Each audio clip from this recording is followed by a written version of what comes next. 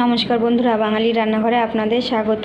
বন্ধুরা দেখুন, আমি আজকে খেসারি শাক নিয়ে নিয়েছি। খেসারি শাক দিয়ে আজকে আমি চিংড়ি মাছ দিয়ে রান্না করব। প্রথমে আমি খেসারি শাকগুলো ভালো করে ধুয়ে বেছে কেটে নেব। চিংড়ি মাছটাও কেটে নেব। আপনারা পুরো ভিডিওটা দেখতে থাকুন।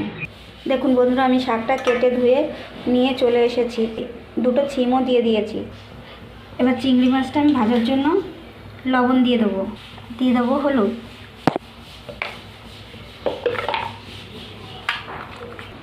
কড়াই আমি বসিয়ে দিয়েছি, কড়াইতে তেল দিয়ে দেবো।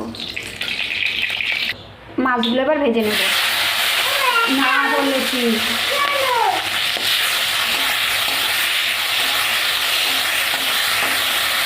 মাছটা আমি ভালো করে ভেজে নেব। দেখুন, মাছটা আমি ভেজে নিয়েছি, এবার আমি তুলে নেব। তেলের উপর দিয়ে দেবো কটা গোটা জিরে। এবার আমি শাকটা দিয়ে দেবো। এবার দিয়ে দেবো লঙ্কা, পরিমাণ মতন লবণ আর পরিমাণ মতো হলুদ।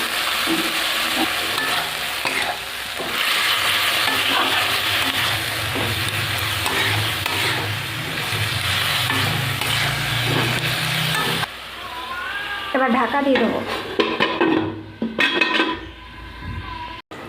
এবার আমি ঢাকাটা খুলে নেব।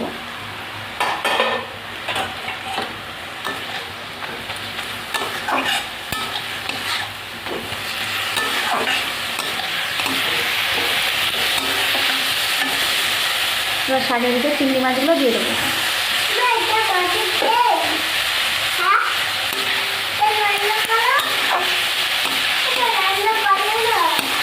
শাকে দিয়ে দেবো স্বাদ মতো একটু চিনি।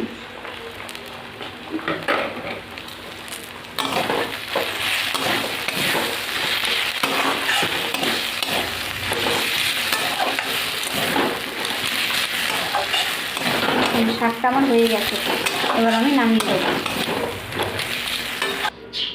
দেখুন বন্ধুরা, আমি শাকটা নামিয়ে নিয়ে চলে এসেছি। আপনাদের যদি এই রেসিপিটা ভালো লেগে থাকে তাহলে লাইক, কমেন্ট, শেয়ার এবং সাবস্ক্রাইব করে দেবেন।